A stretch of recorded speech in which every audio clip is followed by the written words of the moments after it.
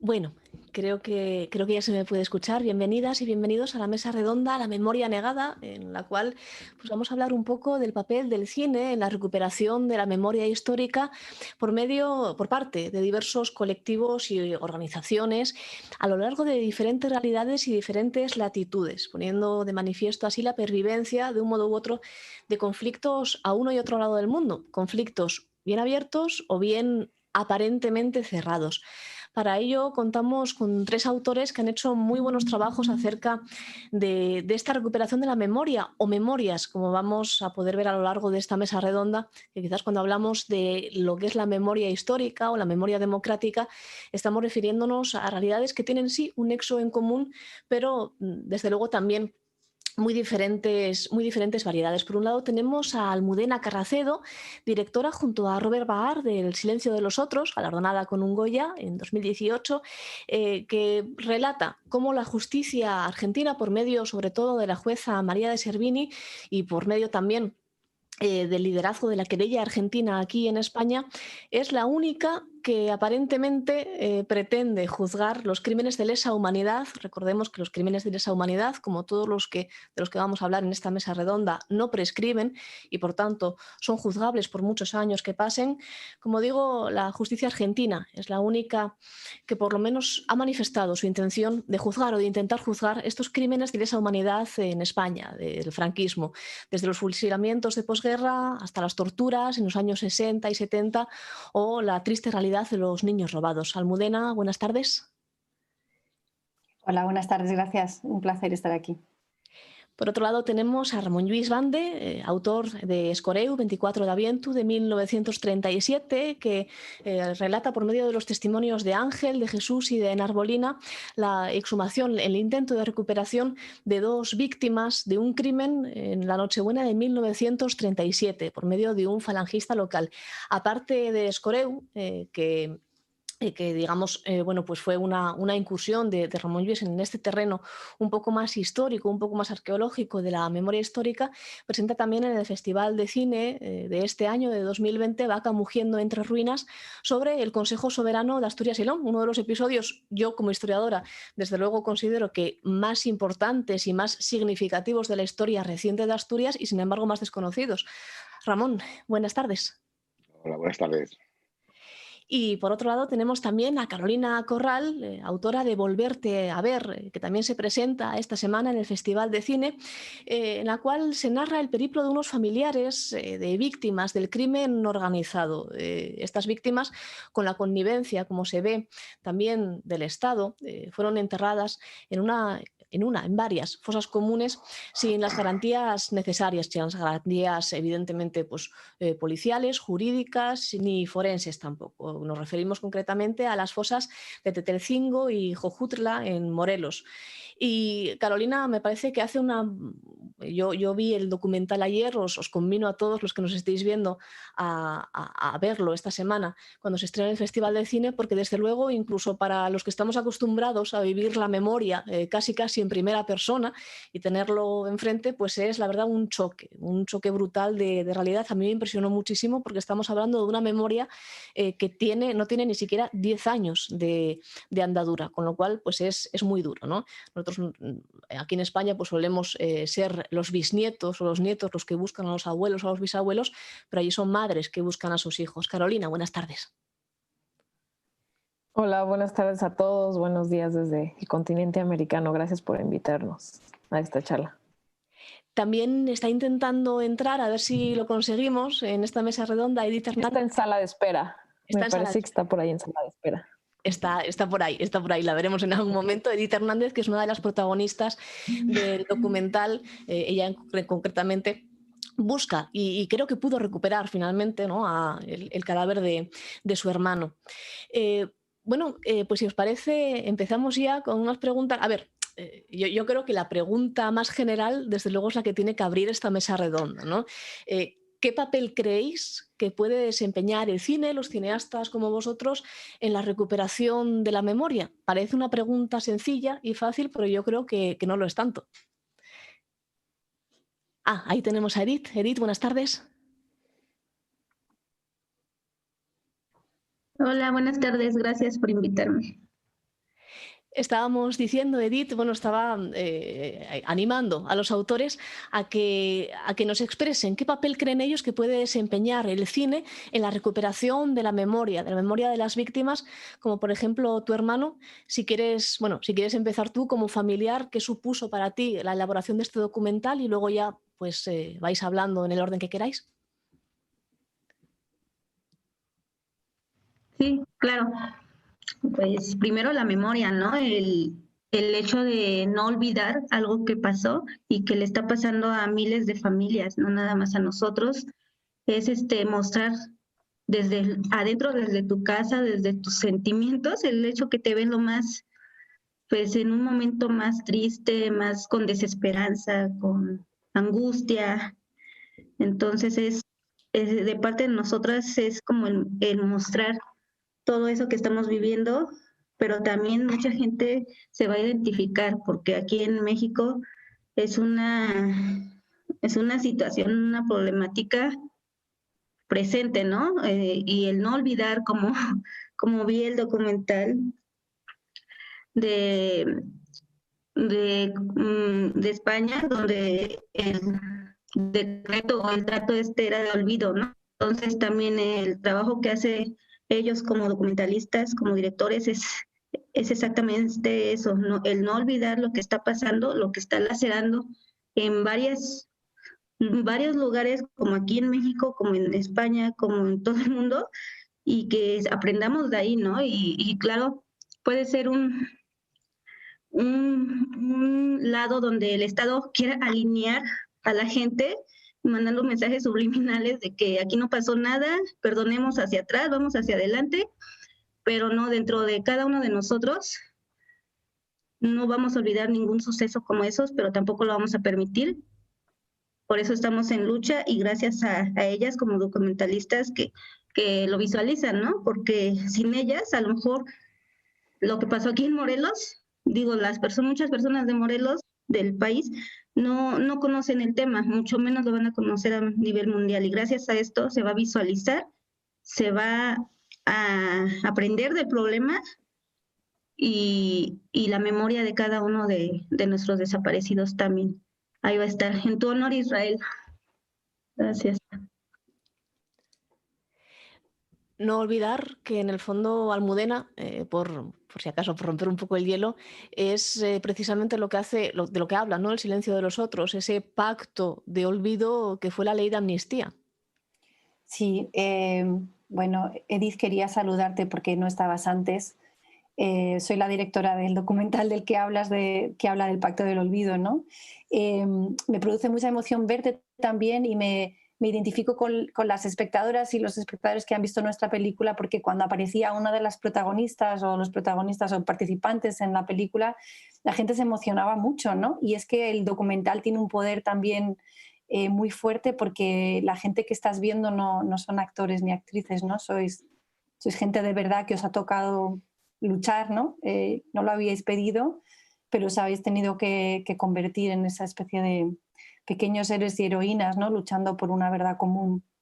Yo creo que más allá de los números, y es algo que volverte a ver, y estoy segura que también el documental de Ramón hacen, ¿no? Pero, y que nosotros intentamos hacer en El silencio de otros, es intentar ir más allá de los números, ¿no? Creo que muchas veces estamos acostumbrados a hablar de estos temas, sobre todo cuando son de derechos humanos, lesa humanidad, etcétera, o sea, crímenes de lesa humanidad, como números, ¿no? O muy politizado, ¿no? Como algo que pertenece a los partidos políticos, y el trabajo que nosotros queríamos hacer con El silencio de otros siempre fue regresar a los derechos humanos y poner caras, ¿no? Poner historias personales a estas cosas que es verdad que se suele hablar de números.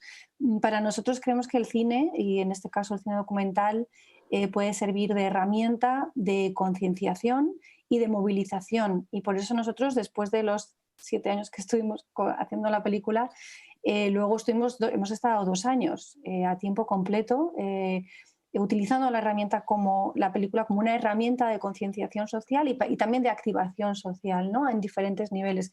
Sé que, Carolina, lo estáis haciendo con Volverte a ver, porque formáis parte hemos trabajado con con gente común, ¿no? De Good Pitch, que trabaja precisamente en eso, ¿no? En conseguir que los trabajos que hacemos luego lleguen más allá y puedan conseguir muchas más cosas que una obra de arte en sí, ¿no? O digamos, el arte al servicio de un cambio social. No quiero hablar más, pero creo que todas y todas podemos ver que efectivamente sí se genera ese cambio de conciencias, ¿no? Y se genera además muchas veces una activación por parte de la población en ese sentido. Os dejo la palabra. Yo estoy de acuerdo Ay, perdona. Sí, te daba paso. Vale. Que estoy de acuerdo con lo que digo. Yo creo que el cine puede ayudar a generar espacios de memoria, ¿no? Espacios de memoria colectiva. Pero con lo que no estoy tan de acuerdo es, yo creo que el cine de memoria, yo llevo muchos años haciendo películas que tienen que ver de una manera u otra con la memoria democrática, sobre todo con la historia de la izquierda asturiana a lo largo del siglo XX. Y creo que el cine de memoria tiene que ser tiene que desplegar una mirada política y una mirada que politice, ¿no? La despolitización de estos temas es volver a donde nos llevó el franquismo realmente, ¿no? Despolitizando primero el relato de la guerra civil, contando esa estupidez de la guerra fratricida entre hermanos, para quitar el origen político de la guerra, que no fue otro que un golpe de Estado fascista contra una legalidad republicana. Después también nos colocaron su mierda de relato de la transición, ¿no? como aquella cosa ejemplar y tal, para esconder, entre otras muchas cosas, esos cientos de miles de muertos que siguen en las cunetas, ¿no? Y para esconder que realmente la transición solo fue una evolución del régimen, la supervivencia del franquismo después de Franco, ¿no? Matizada, ¿no? por la presión popular y por otras cosas. Pero realmente yo creo que el cine de memoria, para mí el cine de memoria siempre habla del presente, ¿no? Nunca habla del pasado, porque también hay una intención por parte del poder generalmente, ¿no? de considerar la memoria histórica como una caja cerrada y que está separada del presente político, ¿no? Algo que pasó en la historia, pero que no tiene nada que ver con nuestro presente político. Y yo creo que, por ejemplo, a través de las películas podemos activar esa memoria en el presente, ¿no? Realmente todos estos temas tienen que ver muchísimo con nuestro presente político. Nuestro presente político colectivo no sería el mismo si no hubieran pasado estas cosas y nuestro trabajo al recuperarlas es poner en evidencia eso, ¿no? que estamos hablando del presente, ¿no? Por lo tanto, este cine, desde mi perspectiva, el cine de memoria, hay un calificativo que le viene muy bien, ¿no? que yo entiendo que tiene que ser un cine no reconciliado. Y eso en España se entiende bien, quiero decir, ¿no? Que se entiende, quiero decir, en todas los significantes de la expresión, ¿no? No reconciliado políticamente, pero tampoco tampoco reconciliado industrialmente. Es decir, tiene que ser un cine de resistencia, ¿no? Porque al final simplemente para que sea eso, ¿no? Para que sea cine.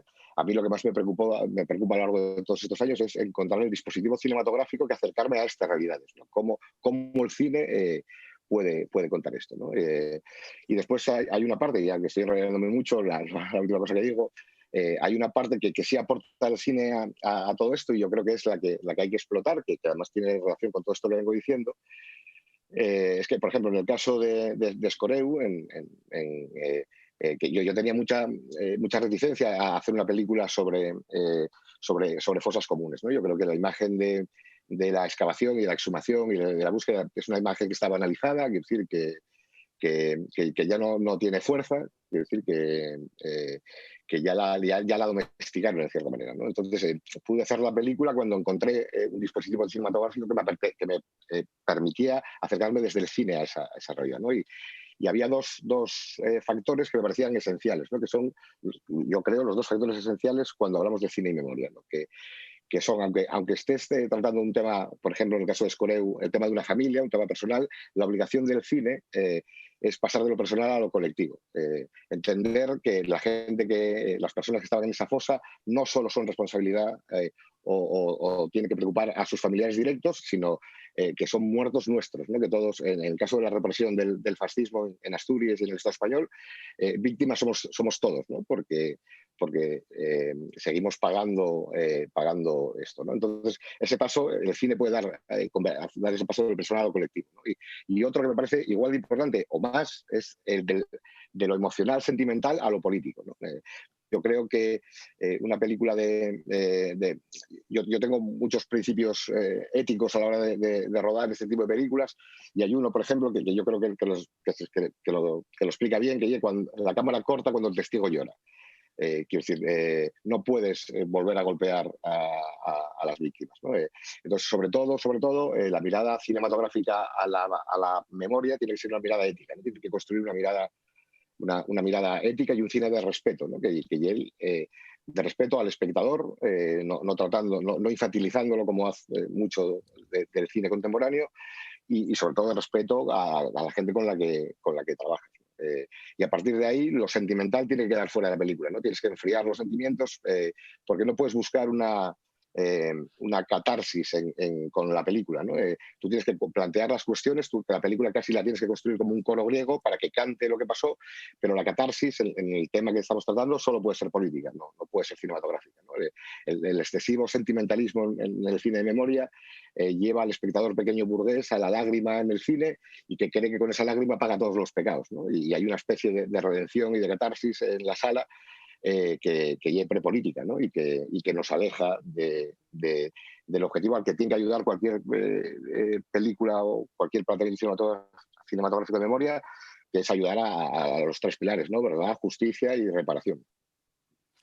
Carolina, en el caso de Volverte a ver, casi no hay discusión posible, ¿verdad?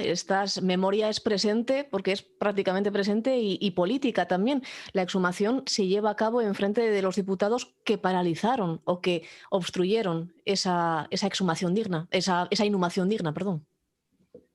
Sí, exacto. Esto, o sea, hay que recordarlo también, pero lo estamos viviendo. Entonces, por ejemplo, para las mamás y las buscadoras, el documental no solo representa memoria, sino posibilidad de encontrar. Sus hijas en este momento no están desaparecidas.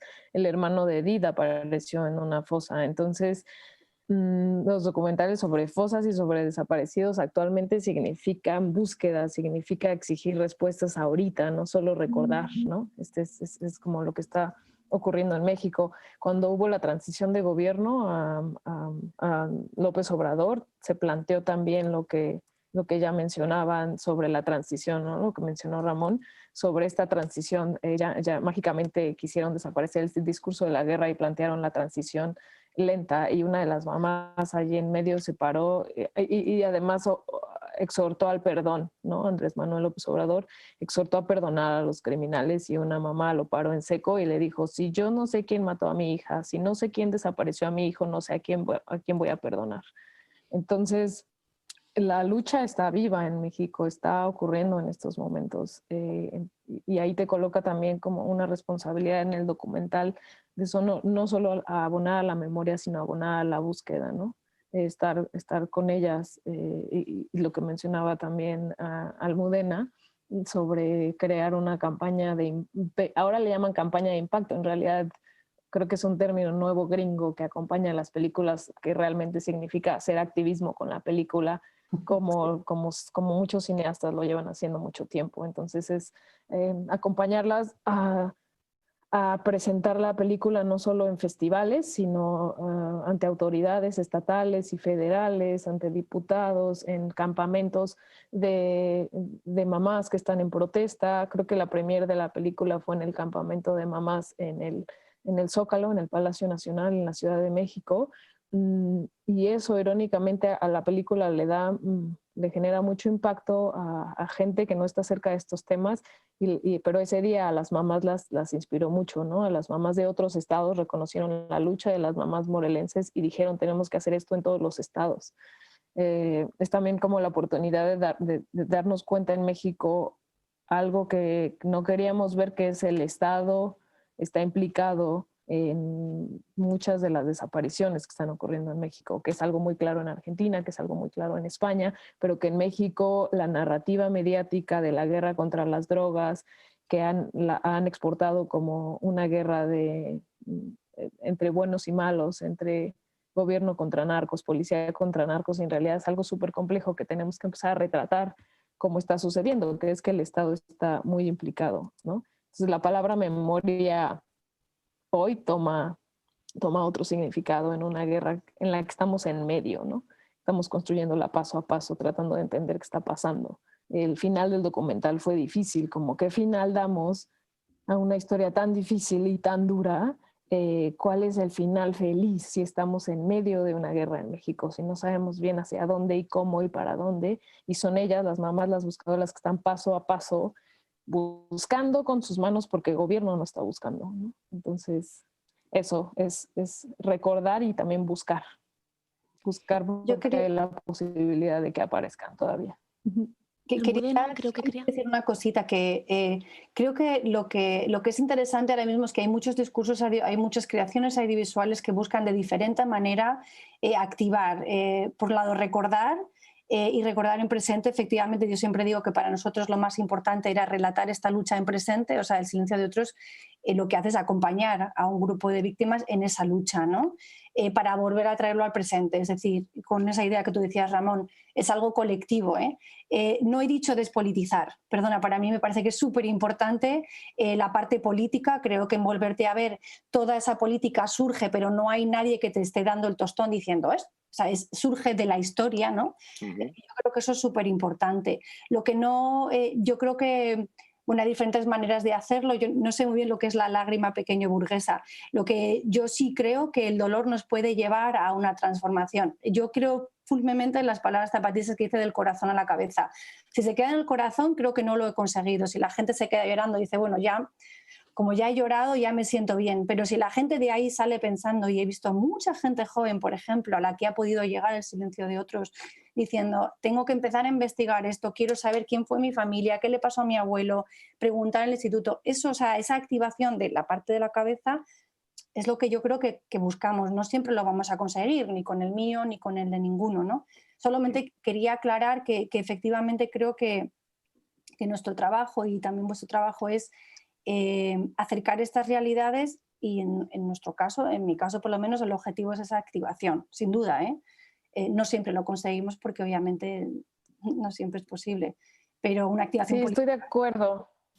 Quisiera añadir que a lo mejor depende qué tipo de lágrima y con qué intención estás mostrando una lágrima. Si tu intención detrás es generar morbo y seguir eso, abriéndole heridas solo para tus fines comerciales, algo anda mal, ¿no? Pero justamente creo que en Volverte a ver y con las mamás, el trato que ellas desde su amor y desde su dolor le dan a los archivos que están analizando es radicalmente diferente al trato que las autoridades le dan a esa misma hoja de papel. Y ahí radica la diferencia. Ahí nos podemos acercar al movimiento de desaparecidos y darles rostro a ellas desde donde ellas hacen las cosas, que es desde el dolor y desde el amor. Entonces, más bien, más que tenerle miedo a entrarle a las emociones y a los sentimientos, es cómo las está retratando y por qué, ¿no? Y desde ahí la ciudadanía se puede acercar de una manera más honesta al dolor y a las emociones, ¿no? Y entonces hablar de una política desde ahí, no de una política que ya se desgastó, que es pura verborrea, que es la de las autoridades también, ¿no? Estoy de acuerdo. Yo creo que estoy de acuerdo con lo que decía Almudena, pero yo prefiero y creo que el cine tiene más fácil el viaje de la cabeza al corazón que del corazón a la cabeza. Porque el corazón anula, el corazón limpia la conciencia, la emocionalidad, y aparte vivimos en unos tiempos muy peligrosos de poner la emocionalidad por encima de la razón. Entonces aquí tenemos la razón de nuestra parte, y yo creo que cuanto más frío sea el tratamiento, más emocional va a ser, pero más duradero, ¿no? Una emoción menos epidérmica, ¿no? Esta es mi idea, ¿no? Son diferentes acercamientos, o sea, el mío es diferente, obviamente. No, era por el mismo objetivo, diferentes acercamientos. Estupendo, vamos. No. Precisamente con esto que estáis hablando, ¿no? Yo recuerdo una escena de Volverte a ver en la cual, pues Edith, precisamente, cuando la otra protagonista, bueno, pues se emociona porque están analizando pues, los objetos que salen, esas ropas que salen, que humanizan tanto, digamos, a lo que son los restos humanos, pues en ese momento Edith dice, bueno, ya está, hasta aquí, se acabó el día y un poco para lo que decía Ramón de hasta aquí el corazón y ahora vamos a volver a la cabeza, ¿no? Para así poder trabajar mejor con el corazón. Esas piedras pivotales también os quería preguntar acerca de eso, que en el fondo yo creo que es un poco de lo que estamos debatiendo ahora. ¿Cómo acercar la memoria o las memorias al espectador? Porque claro, pues como todo el cine, me imagino que tendrán pues diferentes focos. Uno de los focos que a mí más me interesan es este, ¿no? El que os comento, ese de los objetos, porque quizás como historiadora y como arqueóloga que soy, pues me siento muy identificada en el momento en el que, por ejemplo, pues en una exhumación aparece un objeto en particular que consigue que esos restos humanos que tú estás extrayendo pues tengan un nombre.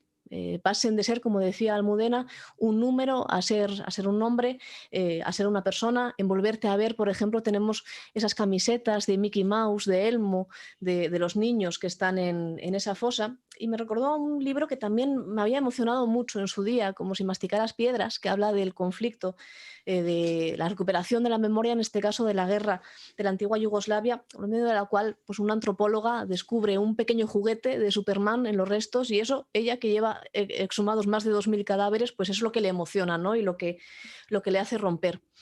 Quizás sea una buena forma de ilustrar lo que es la memoria. Nosotros, por ejemplo, cuando hacemos una excavación, una exhumación, sí que es cierto que es una de las cosas que por lo menos en los medios de comunicación más vende. Pues aparece este anillo, aparece este lápiz, aparece, etcétera, etcétera, etcétera. Pero yo muchas veces, y ahora hablo en primera persona, pues tengo mucho miedo de que sea pues lo que decía Ramón, ¿no? Que llegue un punto en el que esa piedra pivotal de comunicación de la memoria se llega a banalizar. ¿Vosotros qué creéis? ¿Cómo creéis que se tiene que mostrar? ¿A partir de qué es mejor mostrar la memoria? Yo creo, pues si puedo arrancar yo Sí. muy breve, yo creo que a la mayoría de estas personas las enterraron por ideas y lo que tenemos que enterrar son las ideas. Las ideas por las que fueron enterrados.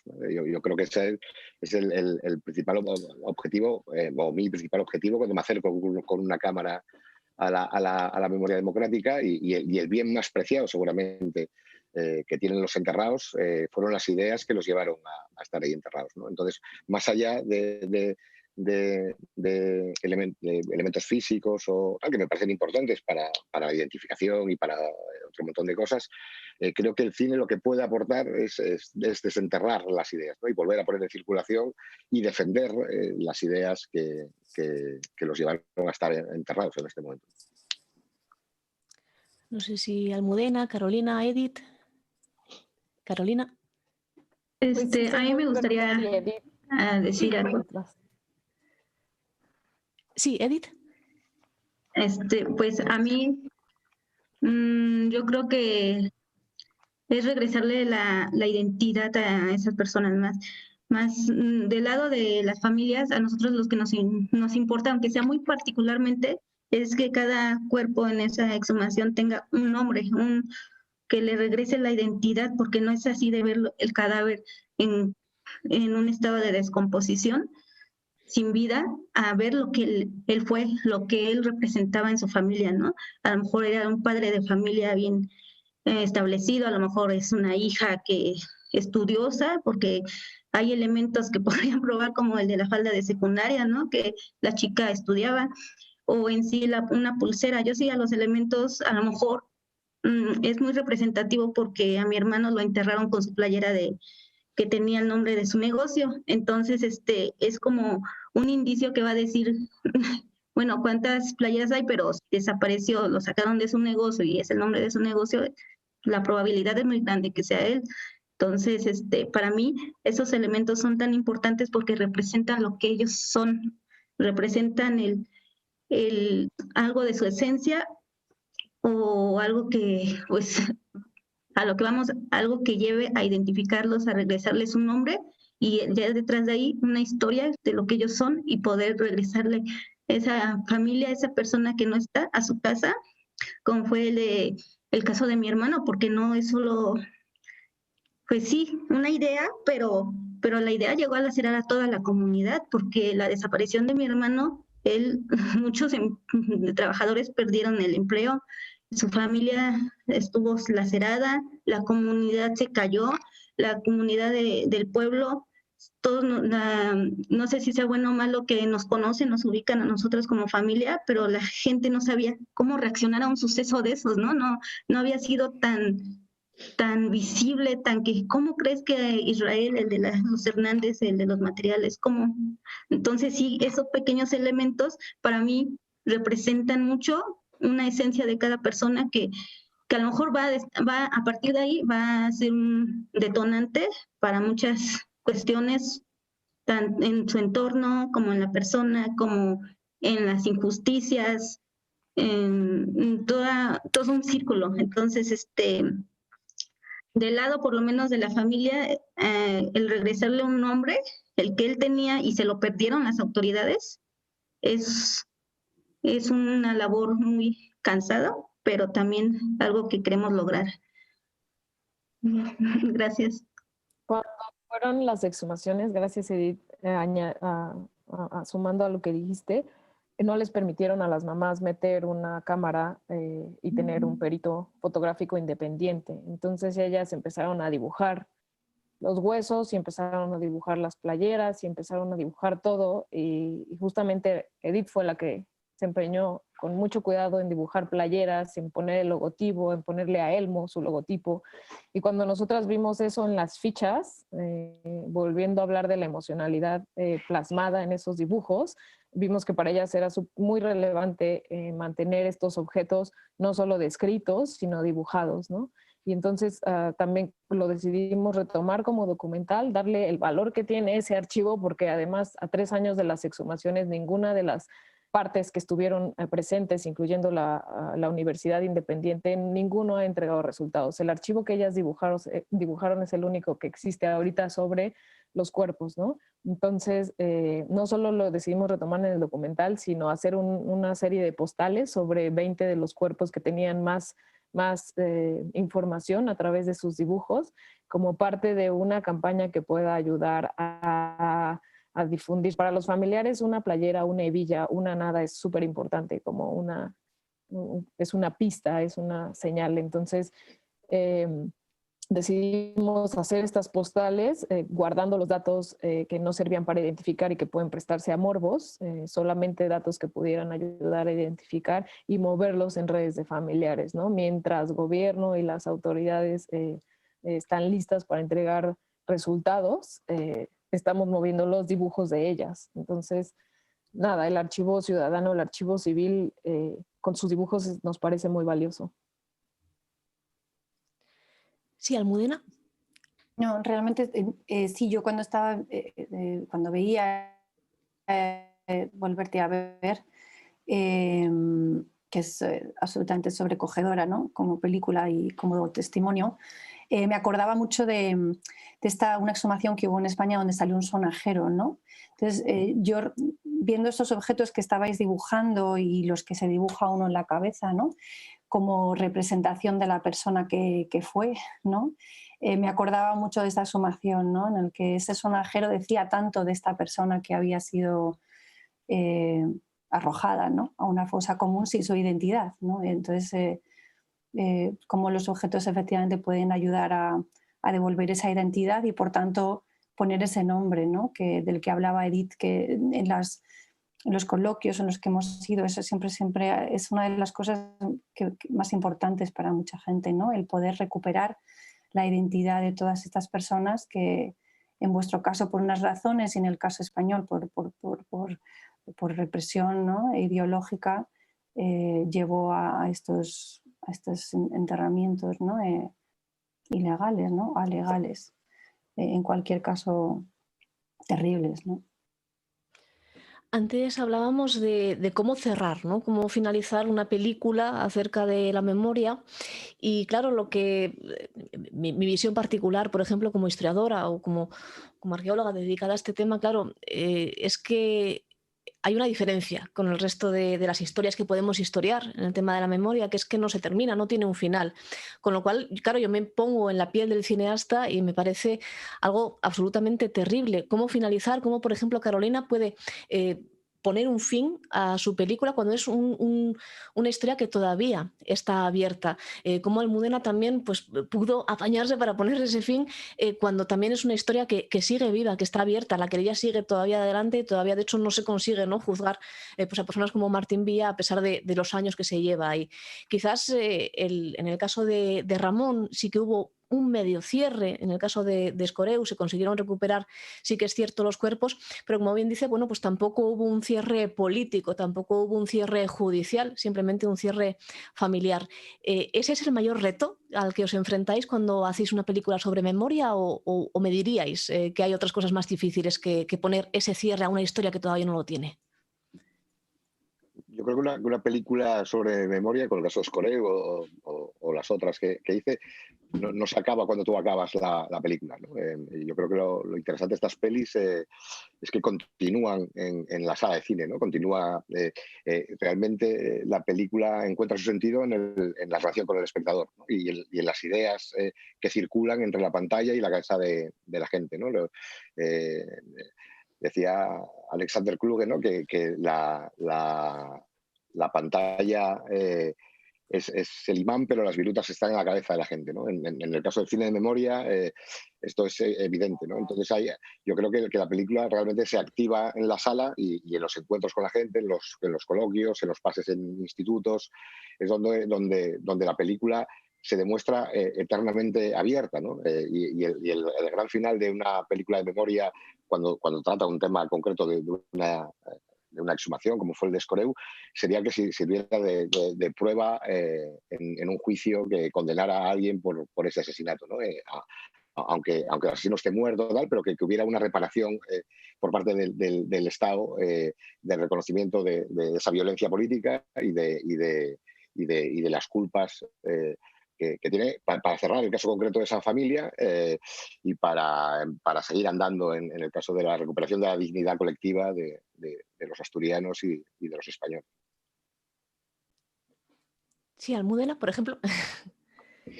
O Carolina, que como Carolina, queráis. ¿sí? Bien. Sí. Bueno, obviamente los documentales de memoria y no de memoria en general que se hacen en presente, ¿no?, haciendo seguimiento en presente de historias, no terminan, ¿no? Tienes que buscar un final que pueda funcionar como final y que al mismo tiempo quede claro que la historia continúa, ¿no?, que las personas que tú has acompañado continúan su vida, ¿no? Por tanto, sí, es uno de los retos, no, pero no es el único, ni siquiera el más difícil, ¿no? O sea, hacer un documental ya de por sí es un reto muy complicado, hacer un documental de memoria más, porque obviamente es muy complejo, ¿no? En nuestro caso teníamos muchos años de historia, muchos protagonistas, teníamos una querella, teníamos un aspecto judicial muy complicado de explicar. En fin, los retos son miles. En nuestro caso, cuando estuvimos hablando, grabamos 6 años, ¿no?, decidimos terminar como terminamos porque nos parecía importante terminar con la realidad, ¿no? Es un final agridulce, obviamente, ¿no? Exhumar, encontrarte con la persona que buscas. Perdona, Edith, no quiero hablar por ti, ¿no? Estoy hablando como de la protagonista en este caso de nuestro documental, ¿no? Pero no quiero quitarte la voz, ¿no? Pero encontrarse con esa persona es muy duro y al mismo tiempo cierra, ¿no? Entonces es agridulce por eso. Pero eso nos facilitaba también, nos daba la oportunidad de abrir una ventana de esperanza. En este caso, esa exhumación con la que termina nuestro documental abría la puerta a otras posibles exhumaciones precisamente porque se habían hecho por vía judicial a través de la querella argentina. Entonces nos parecía importante dejar abierta esa esperanza, ¿no? Y también entra un poco la infancia al final, ¿no? Bueno, es que hay que verla, pero hay un monumento que se perfila como a lo mejor elemento metafórico, ¿no? Y ese monumento que siempre ha estado solo durante toda la película, pues empieza a estar acompañado. Es un monumento que es un monumento a las víctimas del franquismo y de la represión franquista, ¿no? En este caso es lo que nosotros decidimos hacer con la material que teníamos. Obviamente en un documental no te puedes inventar, ¿no? Es lo que existe, y puedes juntarlo para crearlo, ¿no? Pero evidentemente es difícil. Yo creo que es importante que la gente entienda que efectivamente la historia continúa, ¿no? Y a lo mejor ese es el reto, ¿no? Que la gente historia que no es un final cerrado, ¿no? En estos casos son películas o de un legado, por tanto en presente, o de un presente como en el caso de Volverte a ver, ¿no? Que es un presente muy presente, ¿no? Carolina, en tu caso, es, como hablábamos antes, es presente tal cual y de cerrado nada. Tal cual, en la última conferencia en algún festival que estuvimos, Tranquilina Hernández, Lina, otra protagonista, se conectó desde el sitio de búsqueda. Lina no para de buscar y ella cada tanto está en campo, en búsquedas. Entonces, claro, la actividad de ellas no para con el documental. Como ya mencioné, el final fue interesante porque cuando grabamos la escena final pensando en final, no queríamos implícitamente buscar un lugar de esperanza en una historia, una hora triste y de pronto acabar con un final feliz, pero algo como mencionar lo que seguía, que se posibilitaba. Incluso en esa conversación Edith trataba de hacer reflexionar a sus compañeras que habían ganado con Jojutla, ¿no? Pero en ese momento también se cruzaban los ánimos con que políticamente el doctor que les había estado ayudando a recopilar información les había dado les había volteado la espalda, y esos ánimos reflejaron en esa conversación de ese día. Y entonces la conversación del final fue una conversación sumamente hacia abajo. Y entonces, como documentalista en esta búsqueda intensa del final feliz que les encanta como a los festivales y a las audiencias, yo me preguntaba cómo vamos a cerrar esta película todavía más abajo de lo que ya vimos. Y también, y lo discutimos mucho el editor y la productora Magali y yo, y era también un aceptar que estamos en medio de una guerra que no ha acabado y que ellas están en constante búsqueda y que la realidad ahora es triste y que estamos pensando qué hacer y pensando cómo salir de ahí. Entonces era tratar de aceptar que ese es el ambiente que la sobrecoge ahorita, que luchar, que buscar a las hijas es admirable, pero tampoco es una cosa grata y no es algo que ellas son heroínas de cosas que ellas no deberían de estar haciendo, ¿no? Entonces siempre es este final agridulce porque estamos en marcha. De pronto también nuestra campaña de impacto, cuando nos preguntan qué hacer, pues sí damos nuestras redes sociales y los invitamos a dar un like, etcétera y todo, pero como tener la respuesta exactamente de hacia dónde vamos como país para frenar esa guerra está siendo difícil. Entonces, el día a día, el final después de la película, cuando menos de ellas, es la búsqueda, es seguir buscando, no acaba. Jojutla no cerró, Jojutla quedó pendiente, no hay resultados de los cuerpos que ellas exigieron exhumar, hay todavía 150 cuerpos sin identificar, entonces tienen que estar pidiendo, o sea, se logró sacar a los cuerpos, pero de ahí no se identificaron, entonces es otros 3 años de lucha para exigir a las autoridades que cumplan con la identificación de los cuerpos. Entonces sí, definitivamente no hay un final de peli, pero no de lucha aún. En el caso de Edith, tú conseguiste recuperar los restos de tu hermano Israel y darle una inhumación digna, pero ¿tú hablarías en tu caso de un final o crees que es un final también abierto? Sigue siendo un final abierto, tanto como nos adentramos, ¿no?, a la problemática. Es como, ya está bien, ya recuperamos a mi hermano, ya lo encontramos, pero no fue gracias a una sola persona, una sola lucha, sino una lucha en conjunto. Entonces, yo no puedo cerrar, como en particular yo como persona, porque mis compañeras siguen en esa desesperanza, ¿no?, en esa incertidumbre, que no saben qué es de sus familiares, qué es de sus hijas. Entonces, no es un cierre ni para mí, obviamente para ellas no, para ellas fue algo que se logró, un avance nada más, una identificación, pero tampoco con mi familia, porque pues mis sobrinos, los hijos de Israel, están sin su papá, ¿no? Están creciendo sin saber que apenas ya que están creciendo están tratando de averiguar qué es lo que pasó con su papá. Entonces estamos hablando de de otro problema ahí de algo psicosocial de mis sobrinos, ¿no? ¿Cómo van a tomar eso? ¿Cómo lo van a enfrentar? Porque yo sé que sí ha habido problemas con su mamá, o sea, no es algo fácil de entender y que no lo van a entender de la mejor manera. También pues mis papás están es muy difícil, ¿no? Que su hijo haya regresado sin vida y pues se cierra nada más en ellos el no saber dónde está. O sea, ya sabemos dónde está, ya lo tenemos dónde llevar las flores. En eso sí cerramos. Ya no tenemos el mismo sentimiento, lo puedo decir, de no saber dónde está, es totalmente como que se quitaran las nubes grises y saliera un poquito el sol, pero se sigue con el dolor. Entonces, no se cierra completamente. Esperemos pues ir avanzando y de mi caso no tampoco puedo cerrar por mis compañeras, ¿no? Es algo ya de corresponsabilidad con ellas, con la sociedad y también porque no quiero vivir en un mundo en un mundo así. Yo quiero vivir en un mundo donde pueda luchar, donde puedo exigir, donde puedo lograr cosas en conjunto y no quiero un mundo donde me voy a callar y sea una indolencia lo que le esté pasando a los demás. Entonces, es una parte que a lo mejor el documental va a transmitir, ¿no? Como tengo algo a que dijo Che Guevara, como hay que sentir desde lo más profundo cualquier injusticia cometida contra cualquier otro, ¿no? Entonces yo creo que si eso sienten al transmitir ese documental, cada uno que lo ve siente la injusticia, entonces estamos avanzando de alguna forma. Yo quería añadir una cosita de volverte a ver que me parece muy hermoso, ¿no? Cómo podéis transmitir todo el dolor real, ¿no?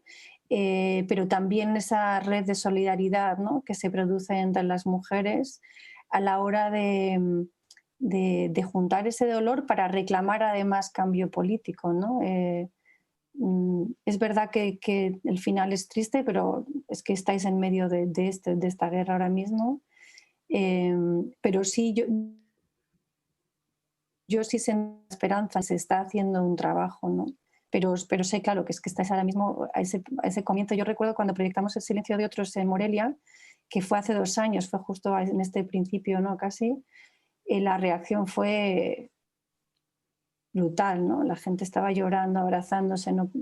Porque es un espejo, ¿no? De esa realidad y es la que estáis viviendo ahora mismo, claro. Hay también un papel que yo creo fundamental en el tema del audiovisual sobre memoria, de todo tipo de creaciones culturales, creo yo, sobre la memoria, que es un poco el papel educativo que también nos puede acabar llevando pues, precisamente a ese necesario, ¿no? papel político. Antes comentaba Almudena, bueno, pues lo que es cuando un chaval joven, esa tercera, cuarta generación que ya no vivió estas historias, de repente pasa de la nada a por lo menos el interés de saber lo que fueron sus antepasados, sus abuelos, sus bisabuelos, etcétera.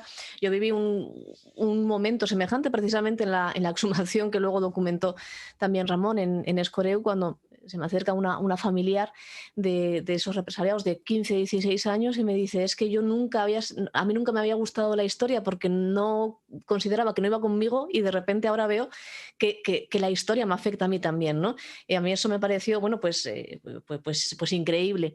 Y por medio del cine, pues claro, pues evidentemente quizás podamos, no sé cuál será vuestra opinión, suplir un poco esa amnesia, esa ausencia de conocimiento de educación en nuestros colegios. Vivimos en un momento, por lo menos en España, no sé cómo será Carolina, Edith, en México, me lo puedo imaginar, pero en España se tiende, o ciertos sectores tienden a querer una homogeneización, una regularización de la historia que evidentemente pues lo que trae consigo es olvidar a figuras como la que intenta rescatar Ramón Lluís, Belarmino Tomás, por ejemplo, en el caso de la historia asturiana, una figura injustamente e inexplicablemente olvidada de los libros de historia, por lo menos de los libros de texto de los colegios.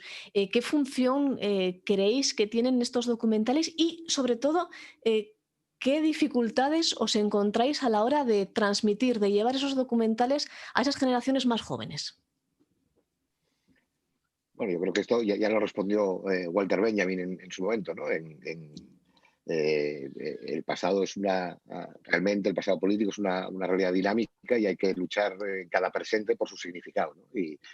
Y el cine juega o puede jugar un papel fundamental en esa lucha por el significado del pasado, ¿no? Por recuperar la verdad. En el caso, por ejemplo, en el caso de Asturias que comentas, una verdad ocultada y robada en muchos aspectos, que no se nos devolvió y que es imposible que sepamos quién somos hasta que no recuperemos y no reescribamos bien esa parte de la historia, devolviendo la voz a los protagonistas, ¿no? Y devolviendo el sentido de lo que pasó, ¿no? Entonces, el cine yo creo que ahora mismo juega un papel primordial en esa lucha por resignificar el pasado, ¿no? Por volver a contarnos el pasado y volver a contárnoslo desde nosotros y desde nuestros intereses, es decir, desde los intereses de las clases populares que fueron los intereses golpeados por el fascismo y que trajeron todo esto.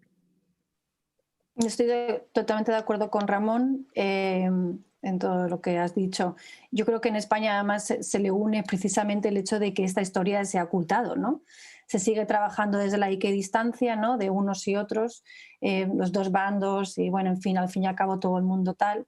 Se ha ocultado todo y entonces la gente joven y la gente no tan joven conoce muy poquito, ¿no? Yo he tenido chavales que me han dicho es que he aprendido más en 1 hora y media de la historia de España que en toda mi vida al cole, ¿no?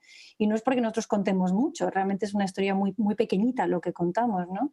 Pero es que en el cole aquí no se aprende nada. Entonces yo creo que curiosamente uno de los aspectos me parecen más positivos de la propuesta de ley de memoria democrática, bueno, si se lleva a cabo, etcétera, y vemos cómo se lleve a cabo, es el tema de que entre esto en las escuelas otra vez, ¿no? Perdón, otra vez no, que entre en las escuelas, otra vez nunca, ¿no? O sea, que entre en las escuelas, que los chavales, las chavalas puedan entender quién... o sea, no solamente la guerra civil, pero claro, a mí la gente me dice, es que claro, la guerra civil no tiene nada que ver con la guerra civil, tiene que ver en tanto que viene de ahí, ¿no? Pero es que es el presente, no es el legado de toda esa historia lo que estamos hablando, ¿no? Pero, por ejemplo, todo el periodo de represión franquista, es que esto no se habla, ¿no? El gobierno de la República en el exilio, los maquis aquí hasta el 45, entonces de esto no se sabe nada, no sabemos nada. Entonces, es un poco recuperar eso y que la gente que pueda entender, ¿no? Esta historia que decía Ramón, ¿no? Un pueblo, es parecida la idea, un pueblo que no conoce su historia está condenado a repetirlo, ¿no? Desgraciadamente es donde estamos ahora. Muchos de esos chavales que salen ahora con los demás de Vox es que no tienen ni idea realmente de dónde vienen, ¿no? Ni quiénes fueron sus abuelos muchas veces. Carolina. Yo retomo de Ramón mencionó que en España era importante desenterrar las ideas porque habían enterrado a las personas por sus ideas. Lo mismo pasó en las dictaduras de América del Sur, ¿no? De los 70s, etcétera. Y en México creo que también nuestra labor es empezar a entender qué está pasando en México, que es sumamente diferente. A la gente la están enterrando porque es pobre, porque es la basura del neoliberalismo, es otro tipo de guerra, es muy compleja de entender y creo que cada documental tiene que ir desenmarañando la guerra y cambiando la historia como nos la están contando, ¿no? Empezó siendo una guerra contra el narco, que es una falacia, es un título, es algo que no está explicando lo que está pasando. No lo hace nuestro documental, pero quizás sea importante empezar a ligar estas historias y la guerra en México con el neoliberalismo, con estar tan cerca de Estados Unidos, con entender que los cuerpos se están enterrando y matando porque son desechos del capitalismo. Y entonces, a mí me parece ahí importante que empecemos a reflexionar como mundo, como mexicanos, ¿no? Como estudiantes, cómo las guerras actuales están íntimamente ligadas al consumismo, al desecho de los cuerpos, al tráfico de las personas, al capital, al profit. Así se empieza a entender la guerra y creo que eso es importante que lo empiece a entender los mexicanos en el nivel que puedan, ¿no? Entrar a las escuelas con otro discurso que la guerra del narco que pues no se cree, es dualista. En realidad el 80% de nuestros muertos son gente pobre, gente de escasos recursos, tanto los que se alinean a las filas del narco como los que mueren por balas perdidas, etcétera. Entonces, creo que la tarea grande de los documentales en este tiempo también es desestigmatizar a las víctimas, ¿no? Porque en un momento se trató mucho, cuando inició la guerra, de hacernos creer que en algo estaban involucradas, seguramente en algo andaban, y también como sociedad era entonces ponerte en un lado seguro, decir yo no estoy haciendo nada malo, no me va a pasar nada, a los que han muerto en algo andaban. Entonces 200,000 muertos en más de 10 años en algo andaban. Y entonces la labor de acercarnos a las víctimas, de dar su voz, de contar su historia desde cerca es también la de desestigmatizar, ¿no? Ese ha sido un primer paso importante en el documental mexicano de búsqueda. Tenemos apenas unos minutitos hasta que tengamos que acabar, que no podemos hacer esperar a María de Medeiros, pero bueno, tenemos una pregunta de una persona que está viendo esta mesa redonda, y como es una pregunta un poco más centrada en lo cinematográfico, un poco más para los autores, no me gustaría, bueno, pues irme sin dar un último turno de palabra a Edith, ¿no? Me gustaría preguntarle un poco en relación con esta educación que decimos que pueden tener estos documentales, si no hubiera sido por este movimiento que se genera en torno a todas esas desapariciones, Edith, ¿tú crees que hubieras podido llegar a comprender con la magnitud con lo que llegaste a comprender lo que le ocurrió a tu hermano? No, yo creo que es muy importante porque el Estado hace su trabajo, ¿no? En los medios de comunicación replican, están coludidos con la delincuencia organizada, son parte del crimen, y, y esa es la educación o la alineación que nos quieren dar ante la población, y mucha de la población lo repite, ¿no? Entonces, yo porque ya tengo una situación dolorosa y escucho la otra postura, ¿no? Que son las madres, las que buscan, y las conozco sus pensamientos, y sé que no es una verdad absoluta con la que quiere manejar este Estado, ¿no? De que no los busquen porque algo hicieron, ¿no? Entonces, es ahí el otro lado de la educación, de que no nada más nos quedemos con una visión, sino que también abramos el panorama y nos sentemos un poquito a escuchar el otro lado, ¿no? Y yo creo que es un poco más verídico lo que dicen alguien que lo está viviendo, a que lo que digan las autoridades por misma conveniencia para ellos, ¿no? Entonces, sí, muchos estudiantes se han visto interesados sobre el tema de desaparición de personas, por lo menos aquí en Morelos. Hemos mostrado el documental a la Facultad de Humanidades, y los chicos pues también no son inherentes, ¿no? A estos sucesos, también cuentan o sus experiencias, o que conocen a una vecina, o que ya pasó por ahí cerca de ellos, ¿no? Entonces es como a las juventudes que ellos mismos también se den cuenta, o que empiecen a ver este otro lado de no solo lo que dice el Estado, sino lo que también está del lado de las familias, y se van a ir identificando, abriendo el panorama y viendo, o sea, ser más objetivos, ¿no? No nada más solo con lo que nos dicen unas solas personas. Entonces yo creo que es muy importante también irlo mostrándolo a varias facultades, porque al final y al cabo ellos van a ser autoridades, o la mayoría de ellos van a ser quienes van a tomar el mando del país, y ojalá y pueda ayudar para cambiar ese chip que tenemos, ¿no? De que a lo mejor andaban con la delincuencia organizada, o se fueron con el novio, o cosas así que nos tienen bien remarcadas las autoridades en los medios. Ojalá podamos llegar a vivir en un futuro no tan lejano esa circunstancia. Tenemos, como os decía, una última pregunta, muy rápido porque ya deberíamos estar acabando, pero bueno, tenemos 5 minutitos extra, nos conceden 5 minutitos extra, y nos pregunta Carlos Balbuena, bueno, os leo literalmente: ¿hasta qué punto os paráis a pensar las formas fílmicas, cinematográficas, a la hora de afrontar una película sobre la memoria? ¿Hasta qué punto creéis que eso es importante, más allá de lo valioso que pueda ser mostrar un documento o un acontecimiento concreto? Sí, bueno, yo creo que contestaba antes a la pregunta, ¿no? Ante la pregunta general, ¿no?, de cómo filmar la memoria democrática, yo siempre digo que como cineasta lo que me importa es la primera parte de la pregunta, el cómo filmar. La memoria democrática me interesa como ciudadano y es donde creo que se pueden hacer más cosas también, ¿no? Pero cuando decido hacer una película sobre estos temas es porque encontré un dispositivo cinematográfico que me permite investigar en la forma la manera de acercarme a esto. Y la verdad es que es un terreno muy enriquecedor para las formas, ¿no? Yo encuentro formas muy diversas de acercarme a la memoria porque tienes muchos caminos por los que poder investigar. Yo intento seguir siempre a Karl Lanzmann en principio, ¿no? Y entiendo que lo más importante para trabajar la memoria política son los espacios y los testimonios, los espacios rodados en presente, porque el cine tiene la capacidad de resignificar esos espacios, ¿no? y devolverles el significado que seguramente por el paso del tiempo se perdió, y una de las grandes potencialidades del cine.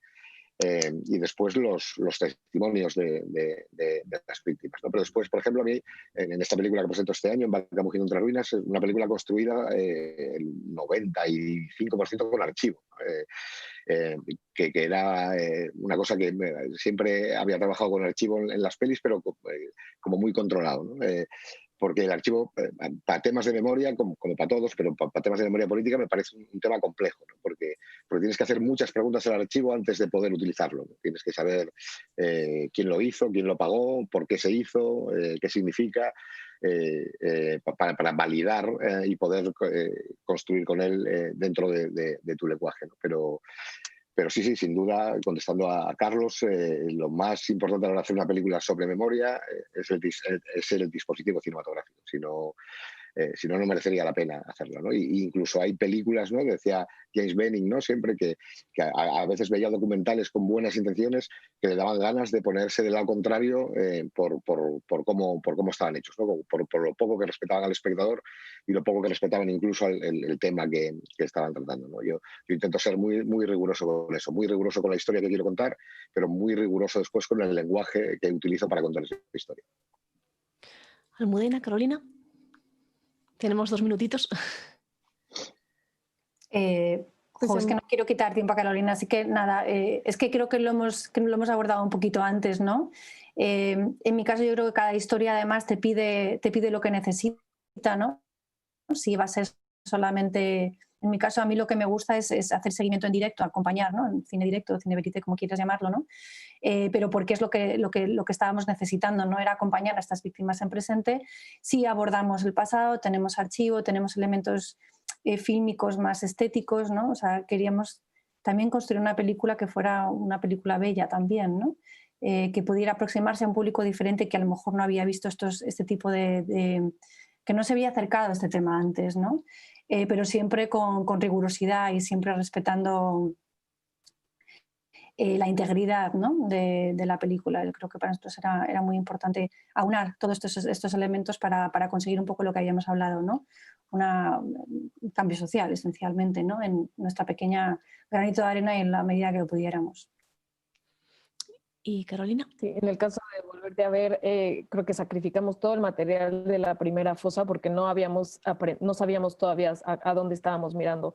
Y entonces cuando los hechos históricos están ocurriendo, a veces no te dan tiempo de pensar en tu forma, ¿no? Y entonces hay que ver qué tanto tiempo te da el hecho histórico de pensar en tu forma. Entonces toda la primera fosa Tetelcingo, íbamos a hacer un reportaje corto y entonces yo pedí una cámara, no tenía ni siquiera micrófono y todo el material de esa fosa, cuando yo lo miraba estaba registrado, pero a mí no me movía nada. O sea, no sabía yo todavía cómo quería contarlo, no quería sacar un reportaje más.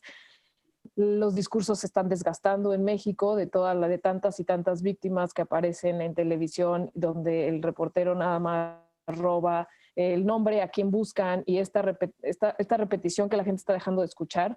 Ya para la fosa de Jojutla nos empezamos a dar cuenta qué queríamos mirar y cómo, y decidimos ir un poco más por un cine observacional que además a mí me gusta mucho estar ahí, entrar y que la gente empiece a ver las acciones de las personas y no solo sus palabras, nos parecía fundamental esta vez.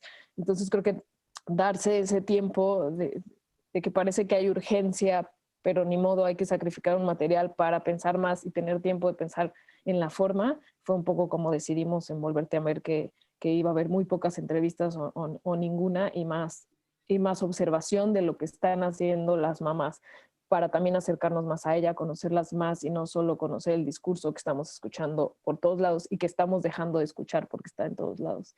Entonces, creo que sí, la forma fue esa, observar, mirar, estar con ellas, sentir que estás en la fosa exhumando con ellas.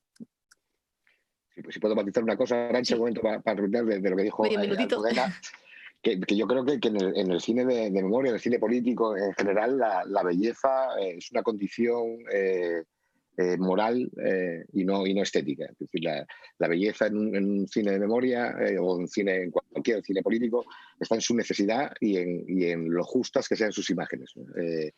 Y de ahí, de esa elaboración del discurso que genera una relación ética y una realidad moral de la película, es donde se encuentra la belleza, porque a veces la belleza epidérmica, lo guapo, lo cookie, puede ir en contra incluso del mensaje que... Estoy de acuerdo, pero es que como solamente tenía 30 segundos no me he explayado, pero vamos, estoy de acuerdo contigo, era por que no es una belleza vacía de contenido, es una belleza con un objetivo político muy claro.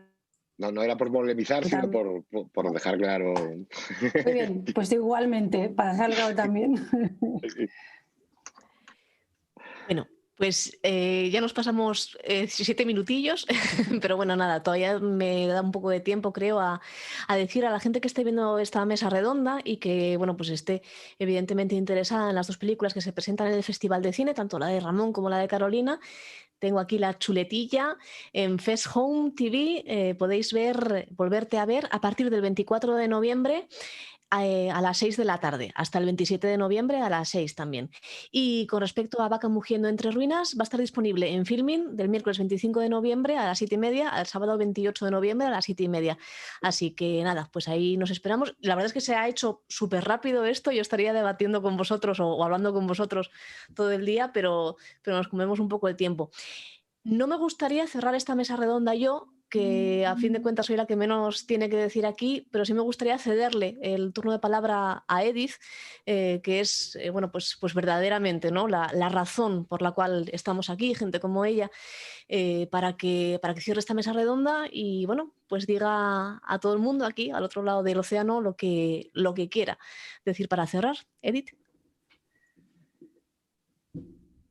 Ay, gracias. Pues primero, gracias por invitarme. Fue una mesa redonda muy nutritiva para mí. Y pues vivos se los llevaron y vivos los queremos. Eso es. Eso es. Muchas gracias a todos. Gracias. Gracias.